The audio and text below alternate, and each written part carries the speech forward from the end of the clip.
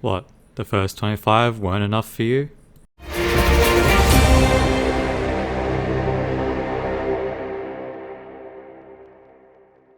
Alrighty guys, we are back with a couple more solo PvP base locations for the island.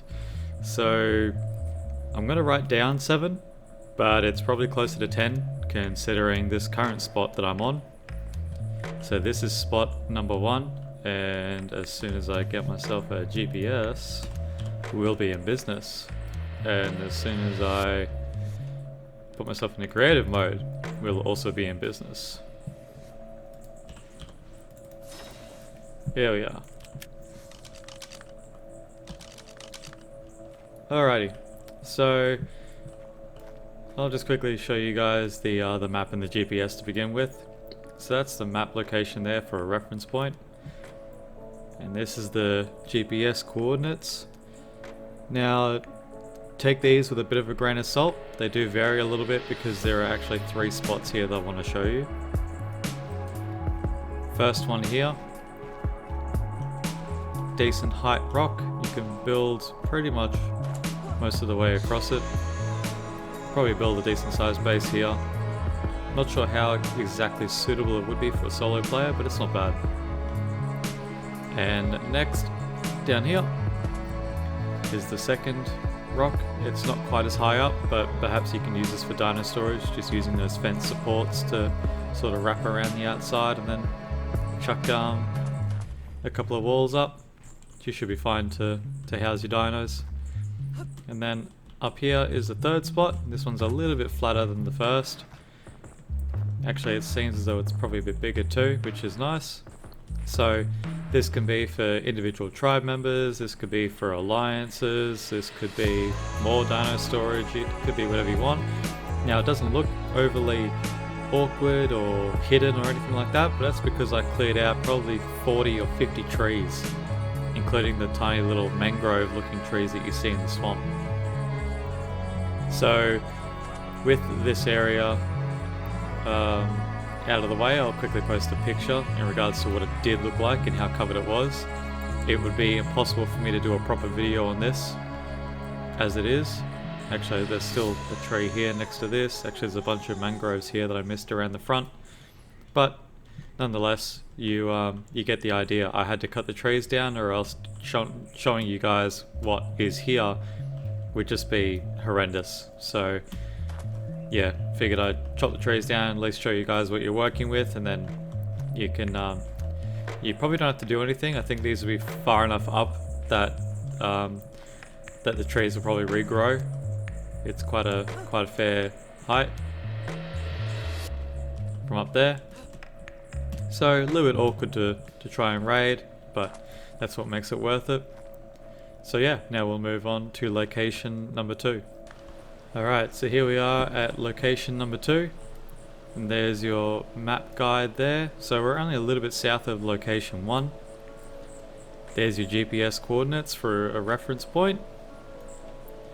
And this is the pre-made base that I put in because the area is only big enough for a 1x1. So preserving bin, your smithy, 2 forges, and I think just the 2 mortar and pestles down here. Nothing flash or fancy, but it'll definitely get you through as a good backup. So out the doors we go, and I'll close these. Whoops. Close that. So here we are underneath a waterfall, sort of underneath water. The water renders in at about just past where I am, but I don't want to go there just yet.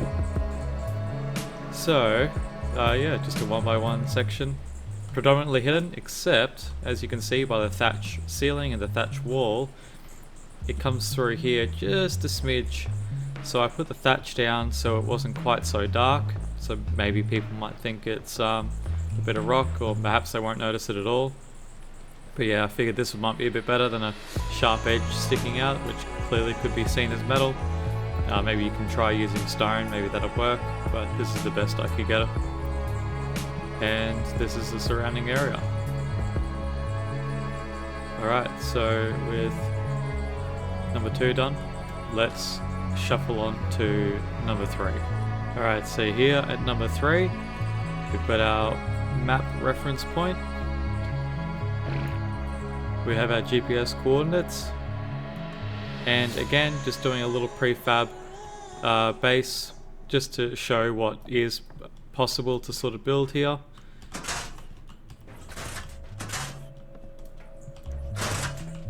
So 3 forges, got the 2 smithies, got your preserving bin, got a couple of mortar and pestles. And this is the surrounding area. So it's just inside this little pocket here, covered up by snow, got plenty of tree cover. The large trunks are also a nice addition. You could sort of almost put a base anywhere along here. Even down here might work. You know, you still got the tree trunk there. You got high walls for the snow. So yeah, this area here is not bad. We've got another area here as well, but maybe might get discovered along that ridge there, but still plenty of leaf cover and trunks and the snow around the sides. So overall, not a bad spot. A place that I can definitely see someone becoming successful, and not to mention how close it is to resources like the silica pearls over there, the metal that's just over there, you got the volcano, you've got obsidian, the amount of crystal and stuff in the snow is pretty good as well. And of course, trees and whatnot if you need it, just up there in the forest. So overall, decent area. I mean, just in regards to the layout, I've left it like this deliberately, so that way when you bring your RG or your beaver in or whatever it is you're using for wood, you can just park it there at the front and just grab it out and directly throw it into your forges. So with that out of the way, we will now move on to number 4. Alrighty, so here we are at number 4. So, map coordinate there for you guys. We're not quite that far out to sea. I'm not sure why it's showing it that far out. But those are GPS coordinates, so you can follow these. And just in case, put leave me alone on, because we're in a pretty hazardous area. As you can see by the Dimetrodon name tag, you can probably guess where we are. Here we are in the swamp. So this is the best spot in the swamp for the island that I could personally find. It's got some cover with the trunks of the trees, got plenty of mangroves around it. This isn't overly tall, and this is the exact height that the foundation will come out with when you go to place it down, so you no need to lower or raise the foundations. They are the perfect height. So yeah, I'll quickly do a surrounding view so you guys can see the general area. But then I've also got a small clip of me going around on a wooden raft, just so you guys can see if anyone sort of strolling past, what they might see if they were to cruise along. Alright, so now with that out of the way, we will now move on to location number 5. Alright, so here we are at number 5. That's the map location for reference. That's the GPS coordinates. And here we have just another typical preserving bin and smithy glitched in together. We've got 4 refining forges on the top half, so this is a 1x1, but it's 2 stories tall. Got a couple of mortar and pestles down here as well, and we head out here. This is the location that I've chosen. So, as I stated before, with the snow regions location, having these large trees are excellent for cover because of how wide they are, and being up against this cliff here, again, awesome. And the shadow from the tree also helps sort of mask the shape of the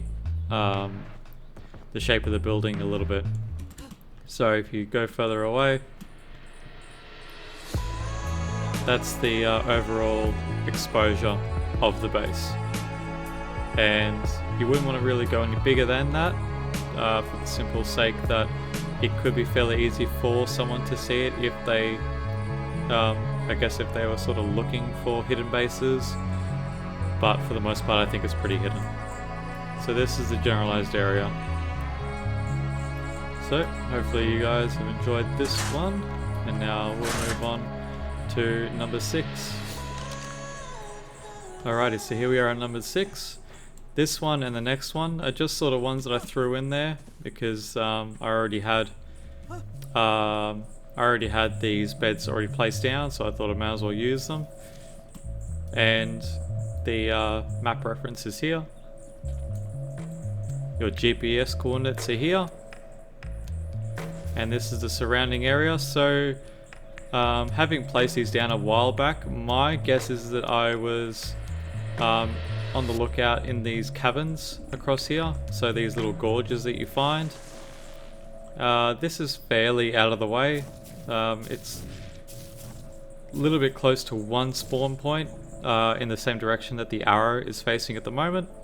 But apart from that, yeah, I don't really see a lot of activity in this general area. People tend to avoid the swamp unless they're after something very specific. So having a base here probably isn't the worst idea, or at the very least, maybe not out of metal, but if you're making your very first base and you want to make it here, I'm sure that'd work perfectly fine until you can find either a more hidden spot or join up with a more powerful tribe or whatever it is that you are wanting to accomplish. This is not a bad sort of solo starting off PvP spot. So now we'll move on to number 7.